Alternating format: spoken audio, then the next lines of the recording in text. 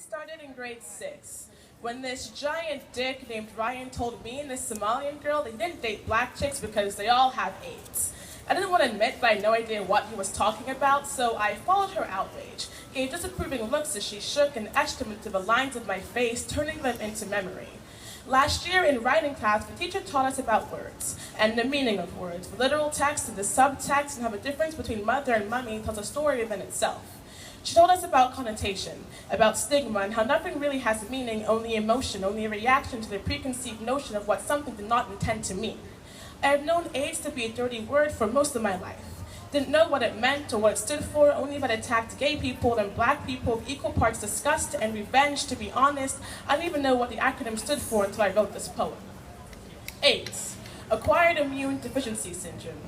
AIDS, allotted intricate depth system. AIDS, always incessantly deserved system by foes, always interlocking dick syndrome. The word and the subtext create this fucked up effect where nobody knows what to say, so they keep their mouths shut, spreading the syndrome, the ignorance of equal parts disgust and revenge. But we are here to break the silence, speaking into a quiet but never new sound, making barriers between the truth and our poorly sewn together reality by speaking factually and habitually about something it is time to learn about. AIDS is a product of HIV. HIV is a human immunodeficiency virus, a virus that attacks key parts of the immune system, the T cells or CD4 cells, and invades them, replicates itself, and destroys them until there are no more left. This is a long process, and even then, it can take years before it is noticed.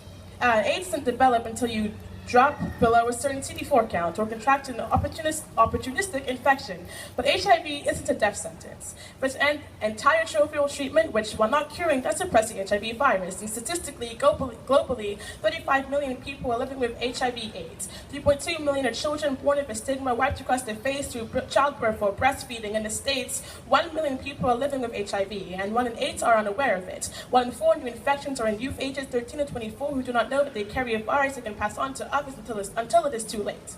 Stigma, by definition, is a mark of disgrace associated with a particular circumstance, quality, or person. But the thing about AIDS, about HIV, or any other infectious disease, that there's no shame in having it, in contracting it through sex, or needles, childbirth, or blood transfusions. And as long as shame continues to box us in, but nothing will change. But we are here to break the block, speaking into a quiet, never new sound, breaking barriers between the truth and a poorly sewn together reality by speaking factually and habitually about something it is time to learn about.